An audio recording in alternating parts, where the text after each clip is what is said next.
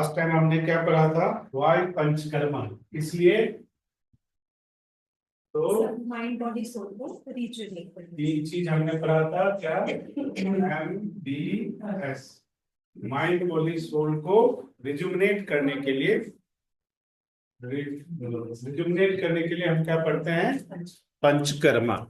अब वो कैसे रिजुवनेट होगा, उसके लिए हमने क्या क्या किया था, कौन से एक्सक्रीटरी सिस्टम तक किया था, देखो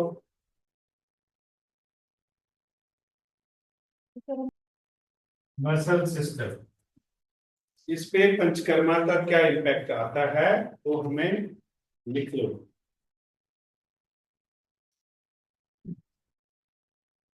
रिलैक्स मसल्स टेंशन, आपके जितने मस्कुलर स्ट्रेस हैं पंचकर्मा क्या करता है, उससे रिलैक्स देता है। टेंशन के अलावा पेन, मसल्स पेन आपको रिलैक्स देता है। और क्या करता है, स्ट्रेंथन, मसल्स को स्ट्रेंथन करता है। तीन मेजर चीज पंचकर्मा के द्वारा किया जाता है, क्या क्या, relax muscles tension, relief from muscles pain, और स्ट्रेंथन द मसल्स टिश्यूज, जितने भी होते हैं उसको हम स्ट्रेंथन करते हैं। नेक्स्ट है रेस्पिरेटरी सिस्टम।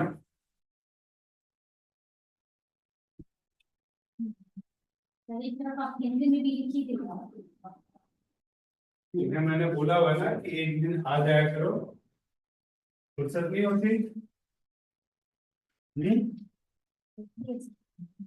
नहीं होती है,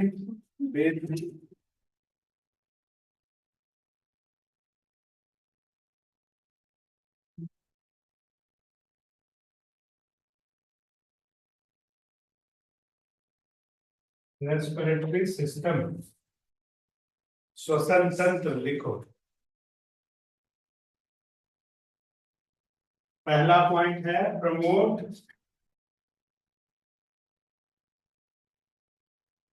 ब्लड एब्जॉर्प्शन,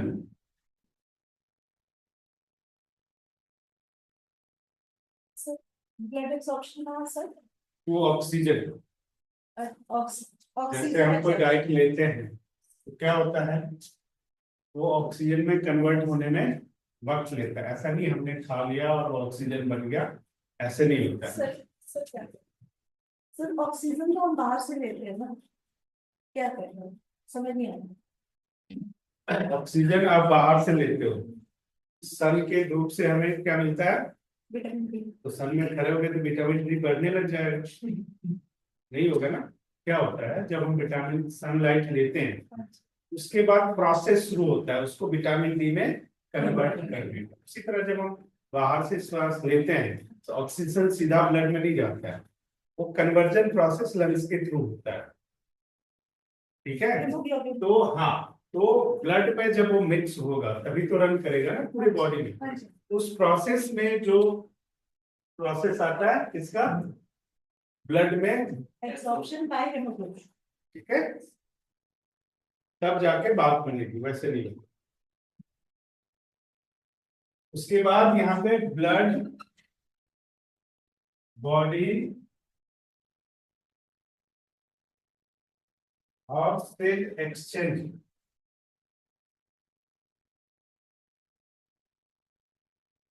शरीर को ब्लड मिला वो सेल तक कैसे पहुंचेगा, ये सारा प्रोसेस रेस्पिरेटरी के थ्रू ही होता है।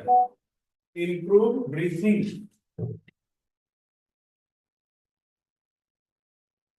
इससे क्या होता है, जब ये हेल्दी होगा तो हमारी श्वास लेने की प्रक्रिया प्रॉपर हो पाएगी। और लास्ट में क्या करता है ये, रिमूव एक्सेस म्यूकस,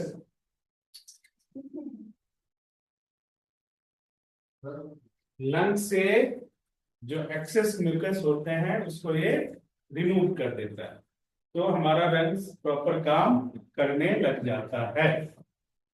तो पंचकर्मा के थ्रू ये सारे काम आप कर सकते हो। जब एक पेशेंट आपके पास आता है तो ये सारे काम किए जा सकते हैं। इसी काम करने के कैसे करेंगे उसका प्रोसेस इसके बाद हम करेंगे एक एक करके।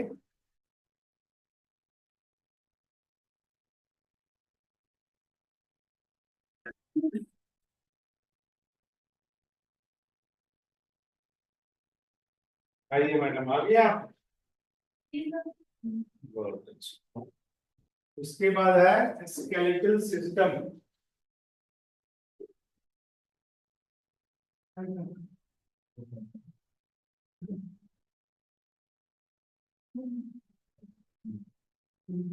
जिससे बॉडी स्ट्रक्चर बनता है, बोन्स। जैसे हम घर बनाते हैं ना, तो घर में ईंट से सरिया से सब कुछ जोड़ के घर का स्ट्रक्चर खड़ा होता है। इसी तरह का शरीर का जो स्ट्रक्चर होता है इसको हम बोलते हैं। अब उसमें ये क्या काम करता है? Relieve pain.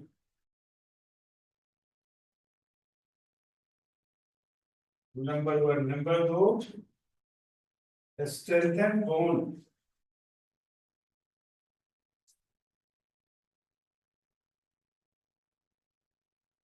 नंबर तीन, lubricate joints।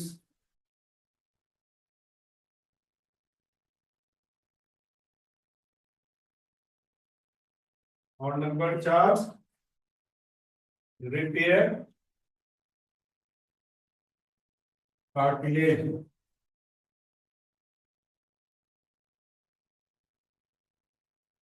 अब आप जो प्रोडक्ट बनाते हैं उसका क्या रोल आता है? जब किसी को आप स्केलेटल सिस्टम, तो सबसे पहले इसमें पहला प्रोसेस क्या होगा?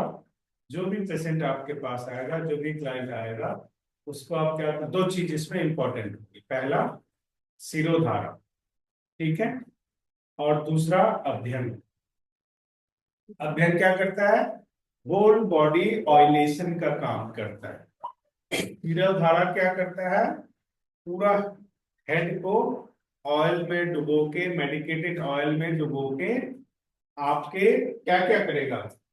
पेन से रिलीफ देगा, बोन को स्ट्रेंथ करेगा, क्योंकि हेयर के रूट को डाइट मिलेगा। जब मेडिकेटेड ऑयल से हम अपने स्कैल्प को सिरोधारा करेंगे तो उसके बाद क्या होगा? जो ज्वाइंट है, जनरली उसके ज्वाइंट दिखते भी, कार्टिलेज जितने स्मॉल स्मॉल होते हैं तो दिखते भी नहीं, उसको स्ट्रेंथन होगा। और उस सबसे क्या होगा? अगर कहीं पे कार्टिलेज टूटे हुए, फूटे हुए, रिपेयर वर्क हम अपने घर में भी कराते हैं ना, तो रिपेयर वर्क इससे होगा। Repair cartilage.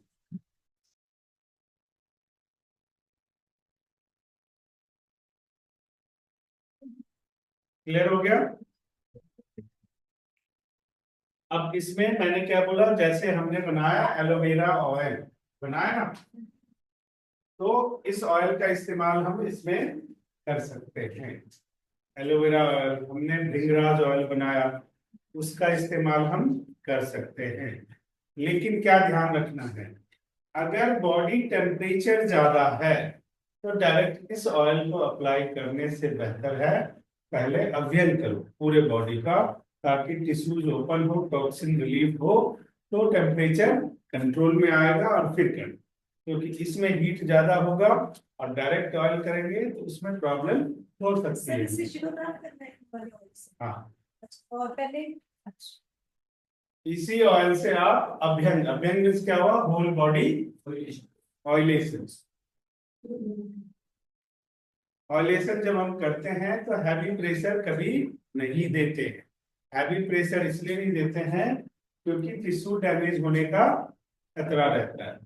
इसलिए बिल्कुल, हम कहते हैं ना कि घर में जैसे दादी या बच्चे को ऑयल लगाते हैं, वो बहुत अच्छा अभ्यंग है, आयुर्वेद के हिसाब से बहुत अच्छा अभ्यंग है। तो जब आप देखोगे तो बड़े प्यार से, बड़े आराम से लगाया जाता है, तो उससे क्या होता है? टिश्यू जो है ओपन होते हैं, पोर्सेस ओपन होते हैं, फिर एब्जॉर्प्शन का प्रोसेस शुरू होता है और बच्चे में स्ट्रेंथ आता है, इसलिए ऑयलेशन जरूरी है। जबकि आजकल डॉक्टर कह देते हैं ऑयलेशन करने की जरूरत है ही नहीं। ठीक है ना?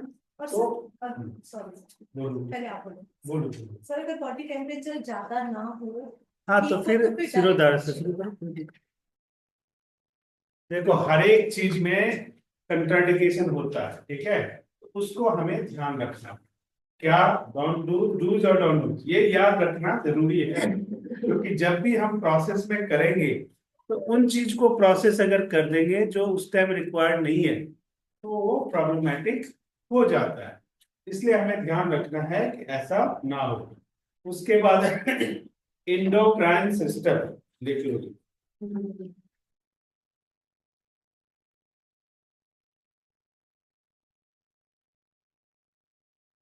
एक क्वेश्चन है मेरा। बोलो। सर कोई पेशेंट है, उस पेशेंट के बाल पहले ठीक थे अब काफी हल्के हो गए, झड़ गए हैं बीच में से, तो उसके लिए कौन सा तेल ठीक होगा? एलोवेरा ऑयल या ग्रीन हैंड ऑयल, तो उसमें कौन सा बेस्ट होगा?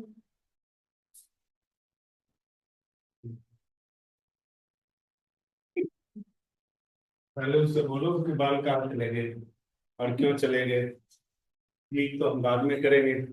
पहले हमें रीजन जानना है कि हेयर फॉल कब से हुआ, क्यों हुआ, उस दौरान डाइट क्या ले रहे थे, उस दौरान की लाइफ स्टाइल क्या थी, तभी तो पता चलेगा ना कि इस वजह से हुआ। डाइट का कॉम्बिनेशन क्या था। कई दफा क्या होता है, देखो अब मैंने कहा कि अर्ली मॉर्निंग का पहला डाइट फ्रूट होना चाहिए, उस गलत मैंने भी नहीं कहा। और आपने क्या क्या, अंगूर संतरा सेब सब कुछ मिक्स करके खा लिया, तो आपने तो पहला डाइट फ्रूट ही लिया है। गलत आपने भी नहीं किया और गलत मैंने नहीं कहा, लेकिन रिएक्शन तो हो गया। ये जानना बहुत जरूरी है, इसे हम कहते हैं, अभी हम आगे पढ़ेंगे, बड़े इसको बोलते हैं एनसीडी। जो पंचकर्मा काम करता है वो इसी पे करता है, नॉन कम्युनिकेबल डिजीज, वो डिजीज जो कम्युनिकेबल नहीं है उस पे पंचकर्मा। जितने हार्ट से रिलेटेड जितने डिजीज है कोई कम्युनिकेबल नहीं है, किडनी से रिलेटेड जितने डिजीज है कोई कम्युनिकेबल नहीं है, लिवर से रिलेटेड जितने डिजीज है कोई कम्युनिकेबल नहीं है।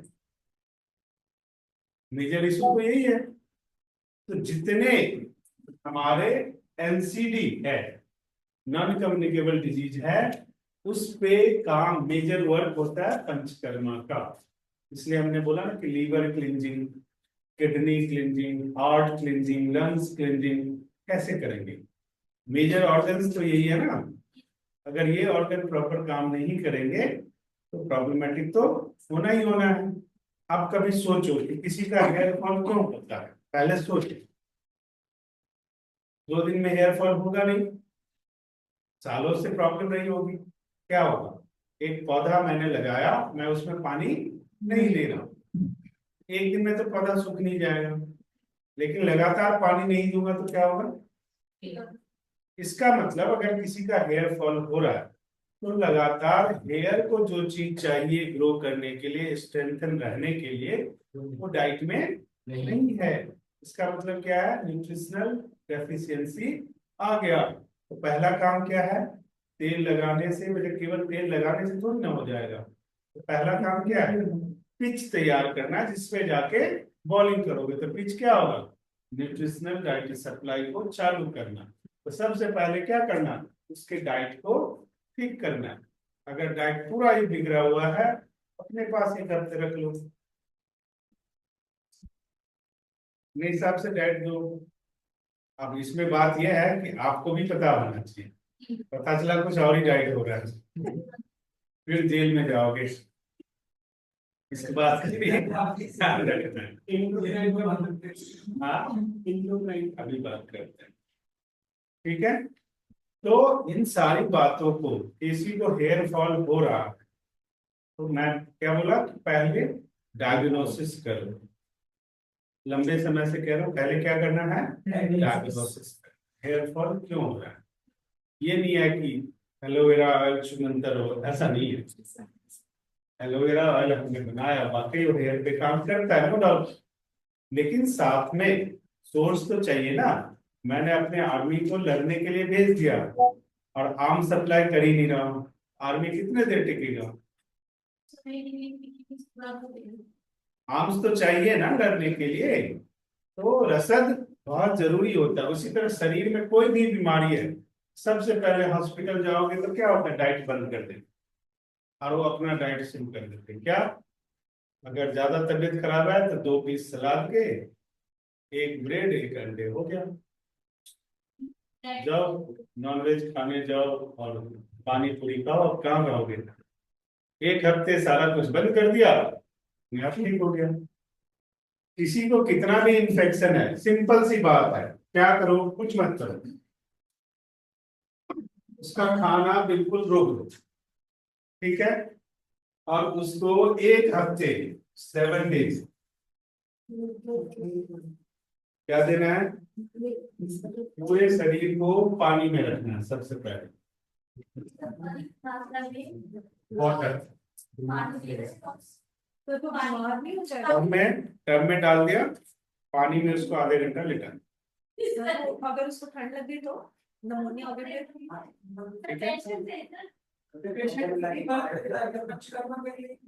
मैंने तुम्हें क्या बोला है, तुम्हें लिटाना है, पेशेंट को ही लिटाना है।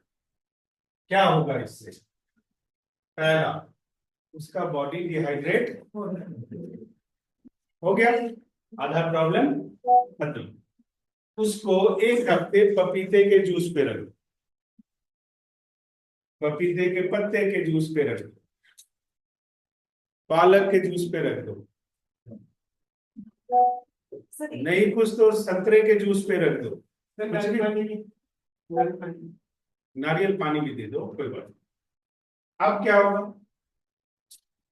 जितने भी इंफेक्शन होते हैं उसका डाइट क्या है, वो बढ़ेगा कैसे? उसको कार्बोहाइड्रेट मिलेगा, प्रोटीन मिलेगा, अच्छा खाना मिलेगा, वो और बढ़ेगा, फलेगा फूलेगा। सारा बंद कर दो, अब वो क्या करेगा?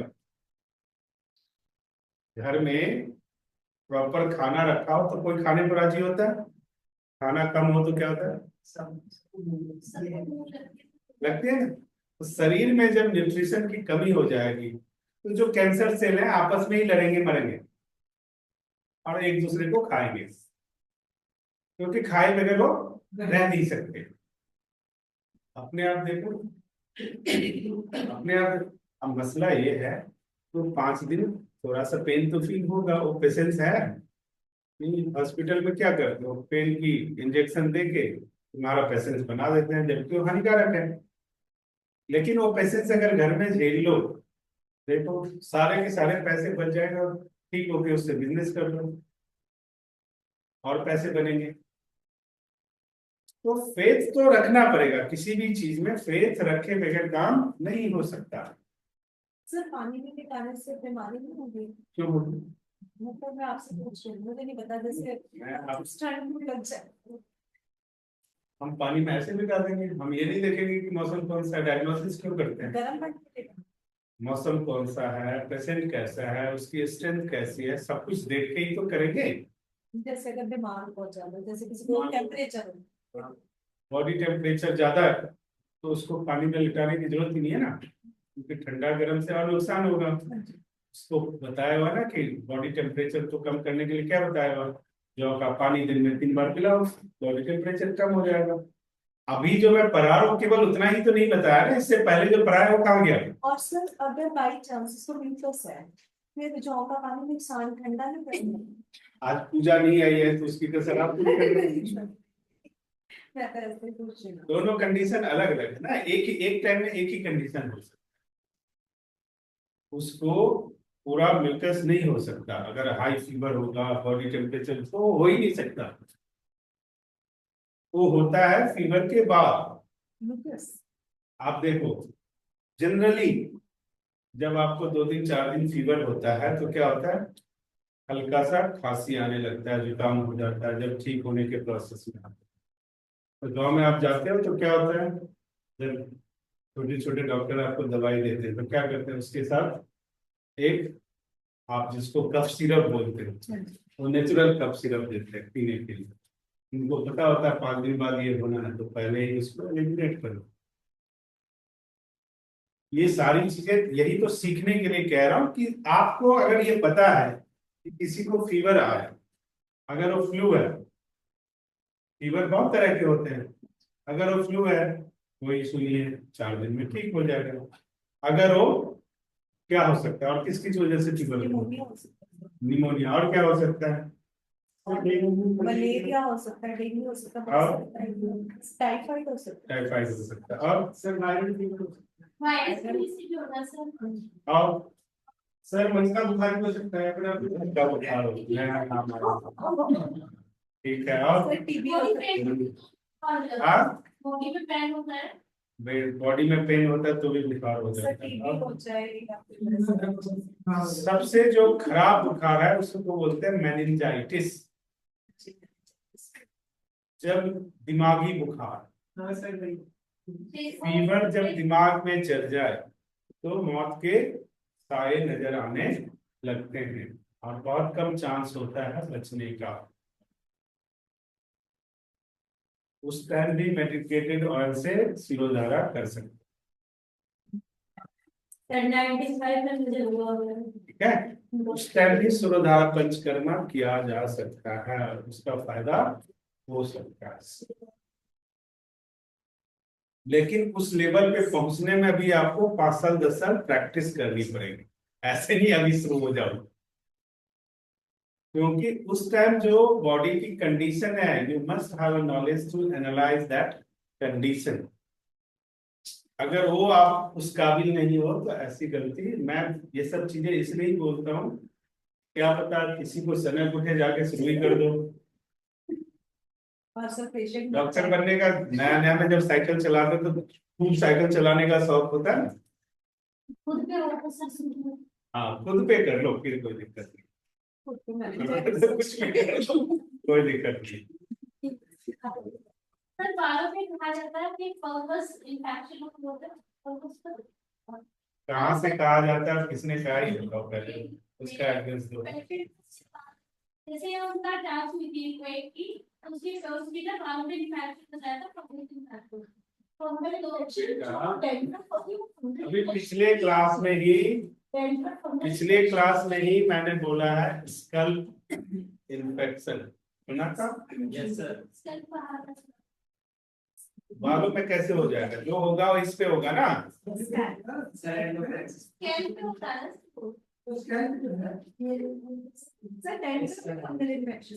वो भी पार्ट है, कोई इन्फेक्शन नहीं है, और इनिशियल इंडिकेशंस कि आने वाले टाइम में चीजें हो सकती हैं। यही चीज रीड करना हमें सीखना है।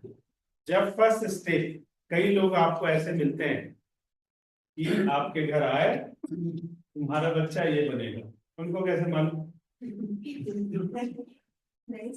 और सच भी हो जाता है, कई दफा सच भी हो जाता है। उनके अंदर कैरेक्टर एनालाइज करने की वो क्षमता है, इसलिए वो बोल देते हैं, ना कि एमी बोल देते हैं। अब वो क्वालिटी है, वो सब में नहीं होता है। उस टाइम आप हंस सकते हो सकता है, कोई दिक्कत नहीं, लेकिन वो क्वालिटी सब में नहीं होता है। इसलिए कहते हैं सही गुरु और उसको सही शिष्य मिलना, और सही शिष्य को सही गुरु मिलना, ये बहुत कम होता है, और जब होता है तो जोड़ी का नाम होता है। ठीक, ये दुनिया में द्रोणाचार्य के टाइम भी था और तेंदुलकर के टाइम में भी है। ऐसा नहीं है कि उस टाइम ही हुआ करता था, आज भी है। ऐसा गुरु था जो खुद के खाने का पता नहीं, लेकिन रोज प्रैक्टिस कराने पहुंच जाता था, वो गुरु है। वहां पे क्या होता है, गुरु और शिष्य में इसका कॉम्बिनेशन होता है, MBS का। फिर फीस की बात नहीं होती। आपका ऐसा कौन सा शिष्य है? फिर फीस की बात नहीं होती। फिर एक जुनून होता है, इसको ये बनाना है, और बच्चे को जुनून होता है कि मुझे ये करके दिखाना। यही दो बात होती है। और जब इस दोनों का कॉम्बिनेशन बनता है तो दुनिया का कोई ताकत उस चीज को रोक ही नहीं सकता, कोई नहीं रोक सकता। और जुनूनी बनो पहले, ऐसे नहीं कह रहे, बात केवल बात करने से बात नहीं बनेगी, ठीक है। चलो जी, कोई बात नहीं, हम कह रहे थे एंडोक्राइन सिस्टम की बात। एंडोक्राइन सिस्टम क्या होता है अलका जी, क्या होता है? हमारा सिस्टम जिसमें कि मतलब हमारे जो ब्लड में हार्मोन्स आते हैं विदाउट द। अब इसमें समझने की बात है, आप दिन भर जो सोचते हो, आप दिन भर जो देखते हो, आप दिन भर जो करते हो, कैसे होता है? आप किसी को मारने दौड़ जाते हो, किसी के लिए ग्लास का पानी लेके चले जाते हो, जिसे आप जानते भी नहीं हो उसको भी रेलवे स्टेशन छोड़ के चले आते हो, नहीं जानते उसको भी 1000 रुपए दे दो, चल बेटा तेरा भला हो जाएगा। क्यों होता है? ड्यू टू हॉर्मोन्स हमारे शरीर में। तो जब हम पंचकर्मा करते हैं तो इस सिस्टम में क्या क्या चेंजेस होता है ये हमें समझना है, इसलिए पंचकर्मा। ये क्वेश्चन ही क्या था, व्हाई पंचकर्मा।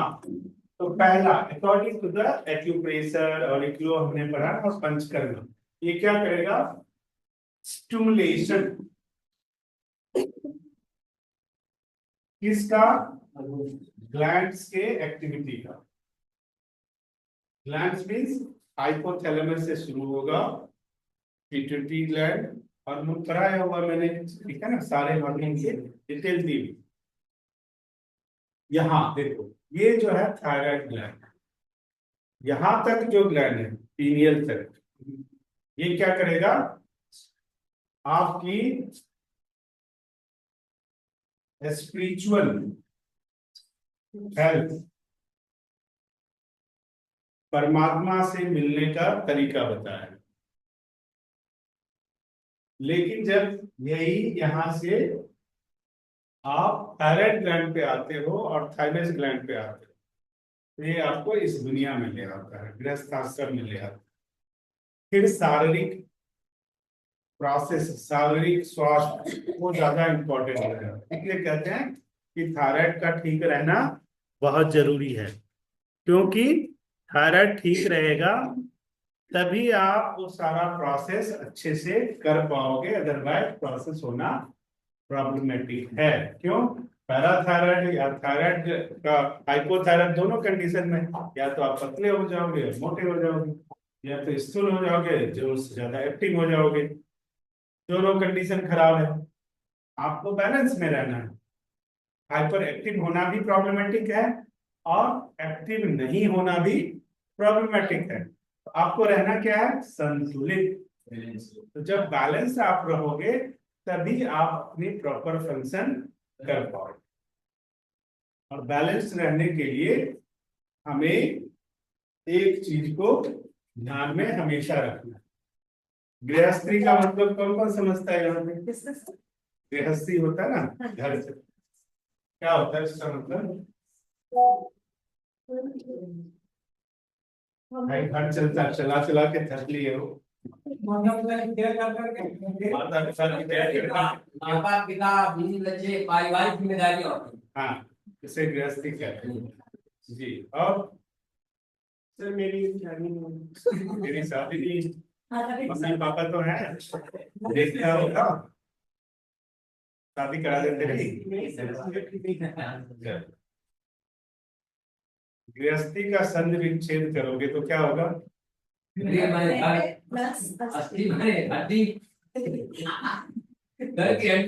जहां पे जाके आपकी हस्ती खत्म हो जाए उसे गृहस्थी है। हस्ती का मतलब क्या है? परिवार में अगर आप ईगो लेके जाओगे तो आप परिवार नहीं चला सकते। परिवार में आप केवल अपने आप को इम्पोर्टेंट मान के चलोगे तो फैमिली नहीं चलेगी। हस्ती का मतलब ये नहीं है, हस्ती का मतलब नहीं जमींदार बनना। हस्ती का मतलब होता है परिवार किससे चलता है? संतुलित आचरण से, जिसकी बैलेंस की बात हम करते हैं।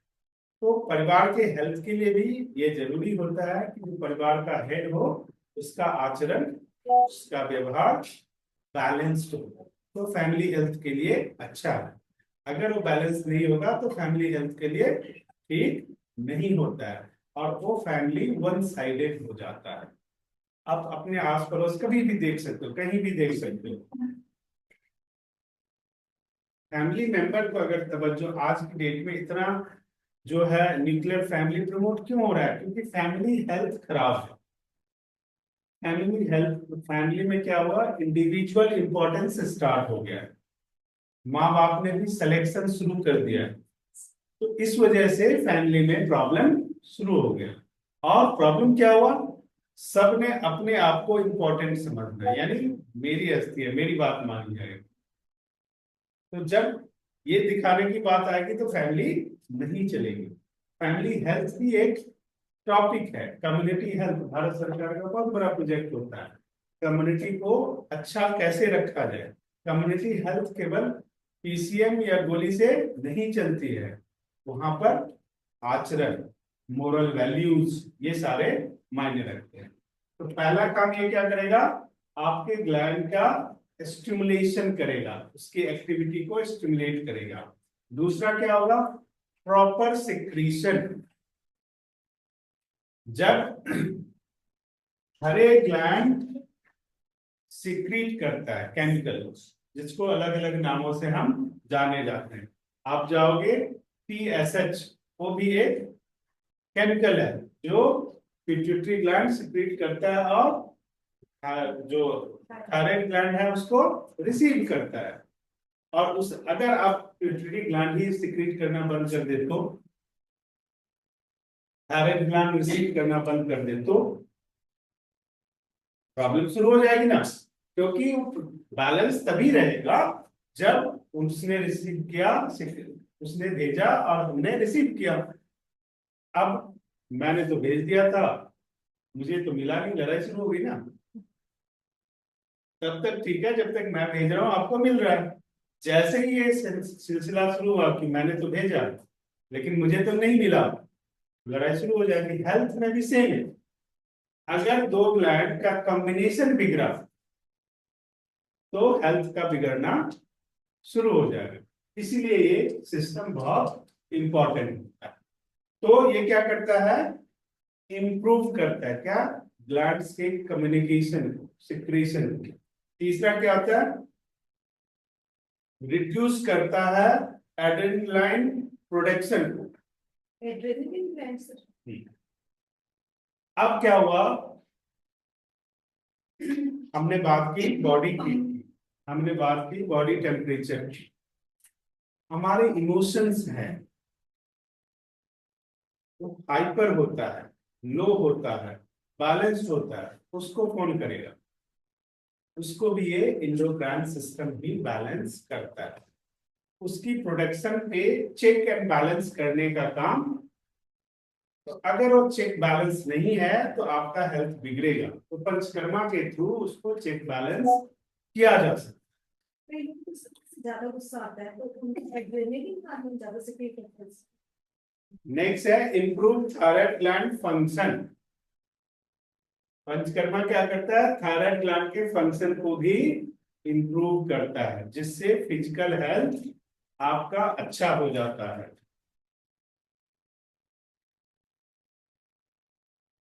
नेक्स्ट है रिप्रोडक्टिव सिस्टम।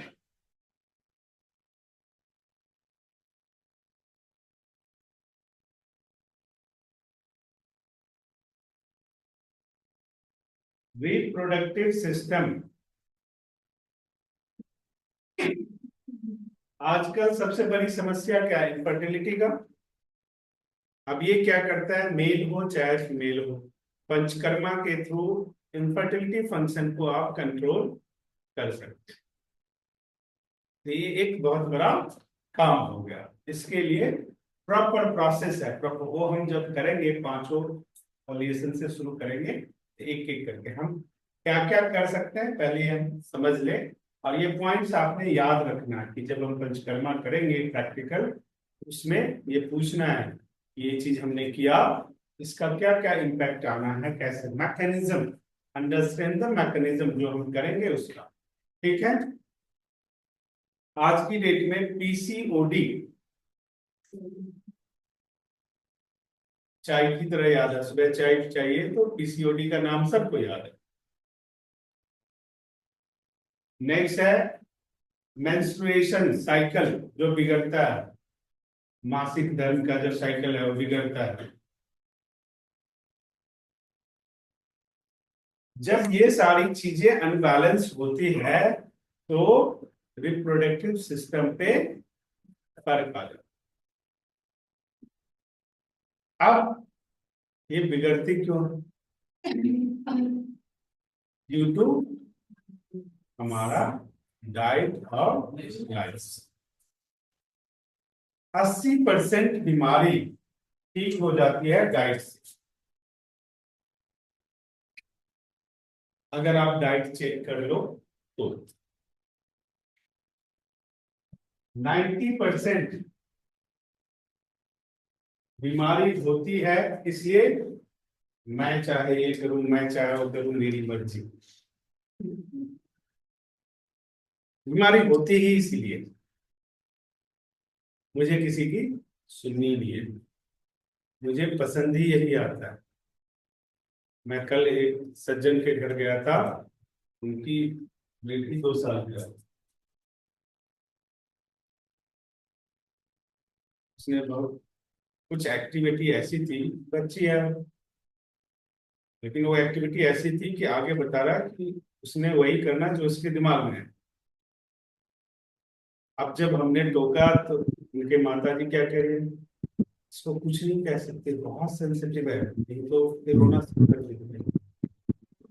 हालांकि पता लगेगा, चिंता थोड़ा इंतजार कर लो। पोस्चर और शेप की बात हम करते हैं, वो बच्चे को तो बर्थ से ही मिल रहा है ड्यू टू आवर प्रोटेक्शन। हमें मालूम है डॉक्टर सही नहीं कह रहा है, मेरे घर के बड़े सही कह रहे हैं, लेकिन हम बात किस लिए मानते हैं? उस कंडीशन में उसका जो रिजल्ट आना है वो तो आपको भोगना ही पड़ेगा, और कोई ऑप्शन है नहीं। उसके बाद है मेंटल हेल्थ पे क्या फर्क पड़ता है।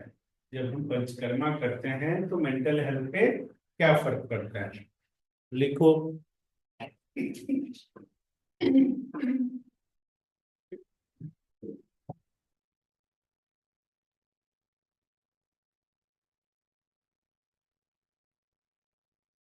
अब जब हम मेंटल हेल्थ की बात करते हैं, जब हम मेंटल हेल्थ की बात करते हैं तो सबसे पहले बहुत सारे ऐसे एलिमेंट्स हैं जो ब्रेन को कोरिलेट करते हैं, जिसमें फेमस नामों में से आप जाओगे तो आईबीएस है, हाइपरटेंशन है, फाइब्रोमाइल्जिया है, आज की वर्टिगो है, हेडेक है, आधा सीसी दर्द है, पूरा सीसी दर्द है, क्या क्या है पता नहीं। ये सारे क्या है? Brain related problems. अब इसको ब्रेन का खुराक सबसे बेहतर क्या है? हफ्ते में एक दिन आप अपने हेड को 250 ml ऑयल जरूर मिलाओ अपने बालों को। कैसे सर? एक दिन में, हफ्ते एक दिन कह रहे हैं।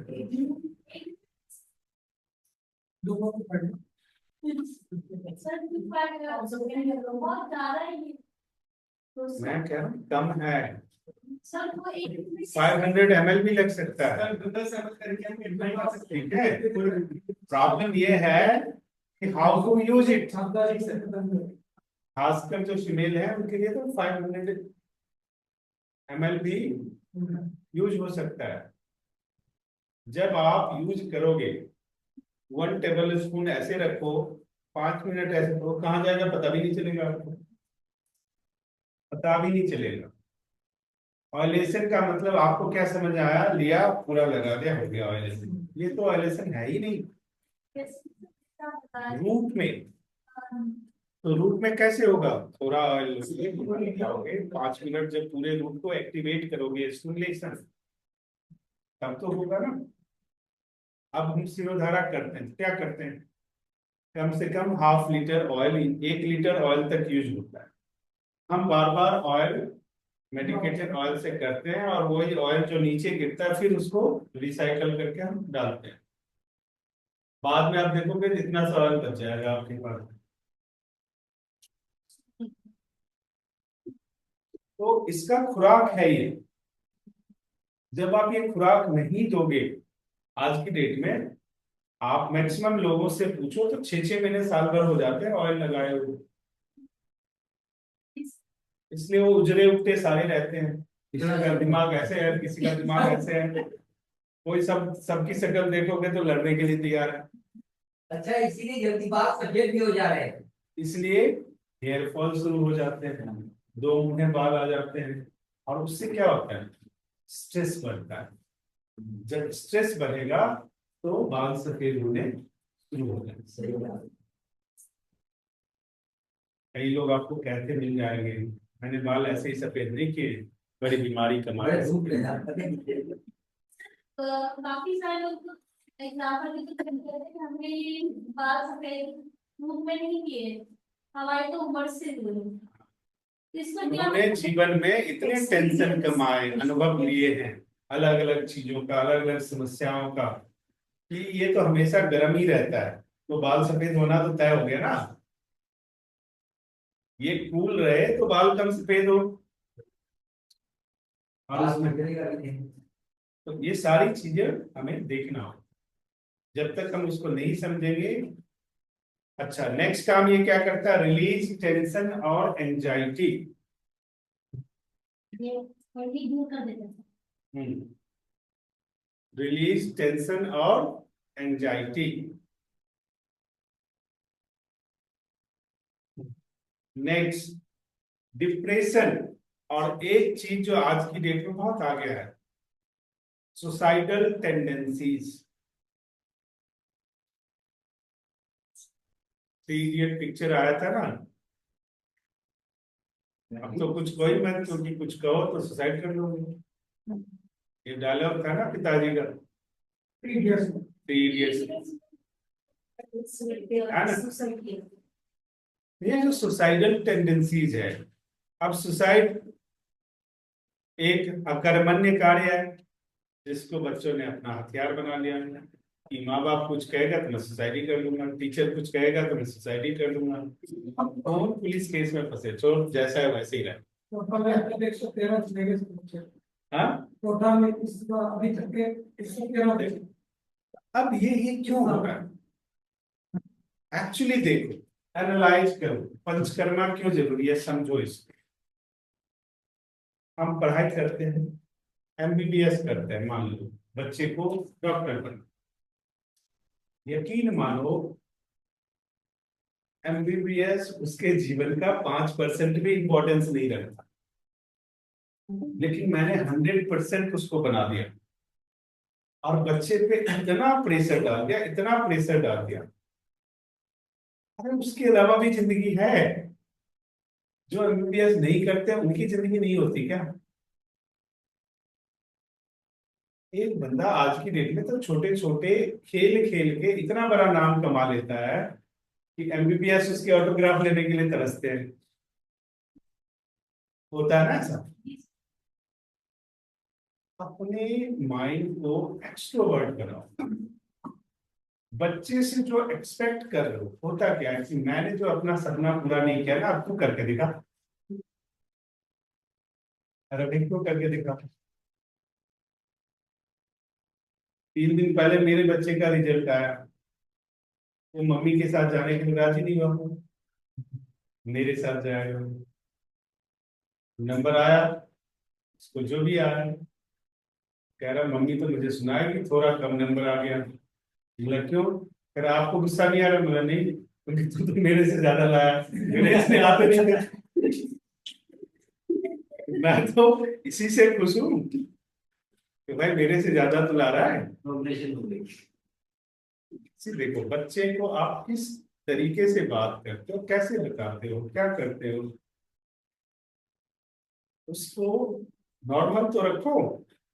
सर आजकल स्कूल वाले भी बड़ा प्रेशर कर रहे हैं। मेरी एक स्टूडेंट है 10th में है, वो ना मतलब बिल्कुल अच्छी, बहुत अच्छी, बहुत इंटेलिजेंट लड़की है। उसके मतलब मैथ्स में 79.5 आउट ऑफ 80 आया, उसको ना एलीट सेक्शन में। तो अब पता है स्कूल वाले क्या कहते हैं, मतलब 50 क्वेश्चन आपको डेली मैथ्स के करने हैं, और फिर और सब्जेक्ट्स भी है, दूसरे सब्जेक्ट्स भी है, जैसे साइंस का भी, और पता नहीं कितना सारा काम देते हैं। वो लड़की बिल्कुल पागल हो चुकी है। मैंने अब कहा देखो खास बात क्या है, ओनली 7% पढ़ने वाले बच्चों को नौकरी मिलती है, हाँ सर, मेरे को बिल्कुल पता। जिसके लिए 75% मार्केट होना चाहिए। सर इसीलिए हम नहीं बना। अब ये जो है, अगर कितना भी करेंगे तो इसमें से मिलना तो इतने को ही है, ये तो तय है।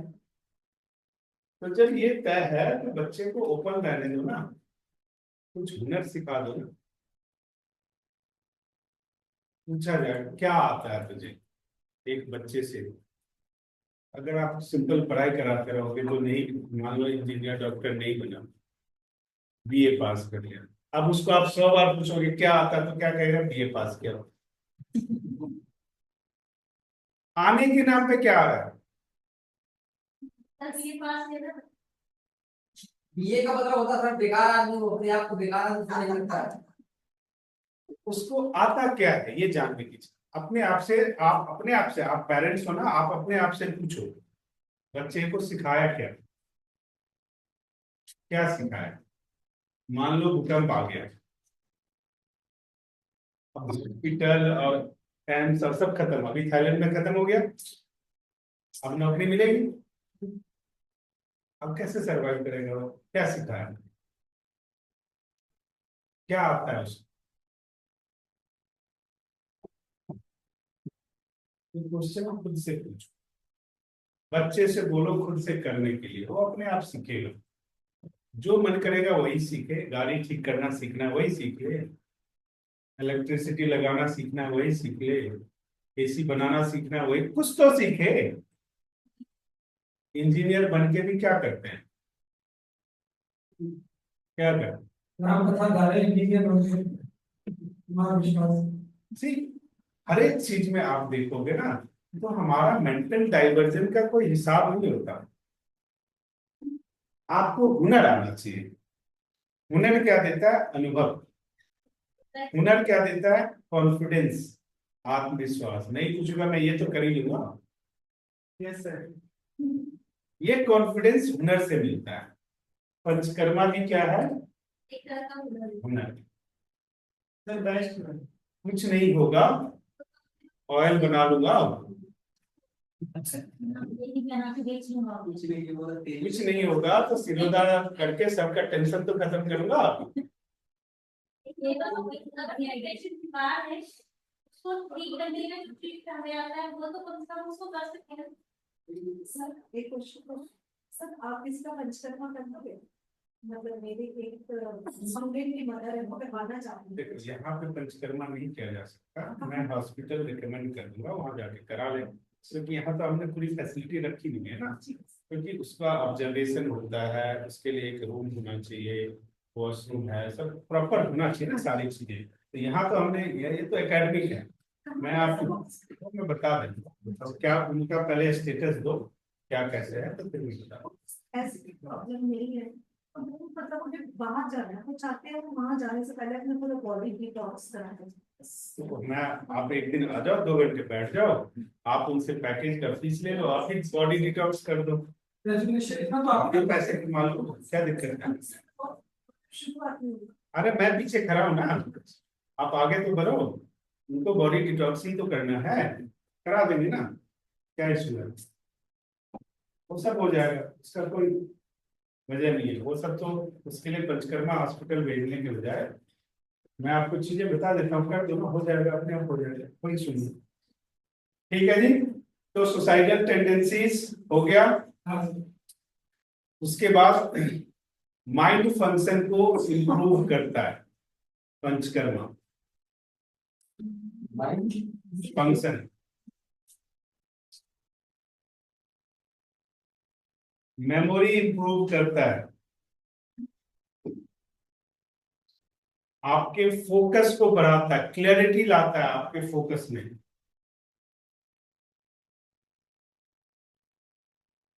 मेंटल कंसंट्रेशन को डेवलप करता है, फोकस को बढ़ाता है, मेंटल कंसंट्रेशन को डेवलप करता है।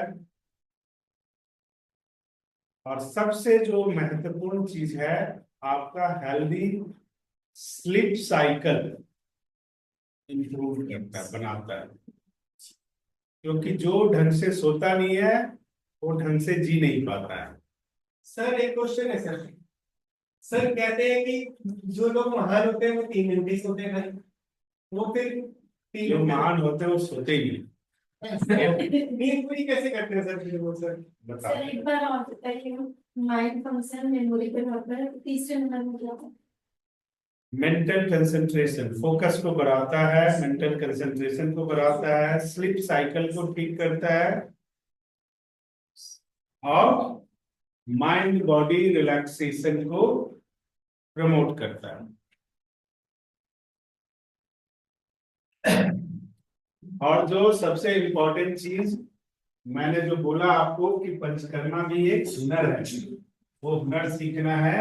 और उस हुनर में सबसे पहले आज का जो सबसे अच्छा हुनर है वो है ब्यूटिफिकेशन। पंचकर्मा ब्यूटिफिकेशन में क्या क्या करता है, लिख लो। improve your skin complexion,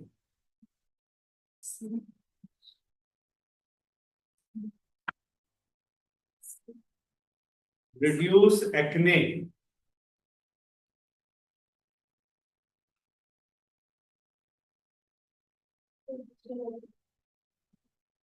skin complexion, acne को रिड्यूस करता है, फेशियल हाइपर पिगमेंटेशन को रिड्यूस करता है, फेशियल हाइपर पिगमेंटेशन को रिड्यूस करता है, स्किन सेल को नॉरिश करता है, स्किन सेल को नॉरिशमेंट करता है, स्लोअर बॉडी एजिंग प्रोसेस, बहुत बिकेगा ये पैकेज बना लोगे तो आज की डेट में, क्योंकि किसी को बूढ़ा होना ही। Slower body aging process, anti aging package बिक रहा है आज की डेट में। आप एंटी एजिंग नेगेटिव वर्ड है, आप क्या वर्ड यूज करो, स्लोअर बॉडी एजिंग प्रोसेस। फिर देखो हुनर है, इसी की दुकान ठीक से खोल लो तो पैसे संभाल नहीं पाओगे। क्योंकि किसी आज के दिन में किसी को बुढ़ा होना ही नहीं है, कितने भी पैसे ले लो आप, उस लायक बनो तो सही, फिर देखो कितना मजा आता है। नेक्स्ट है फेशियल रिंकल्स को रिड्यूस करता है,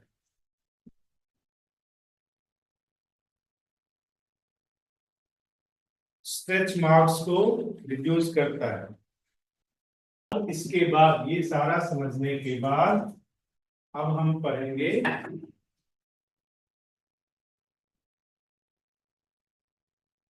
पंचकर्मा और NCT।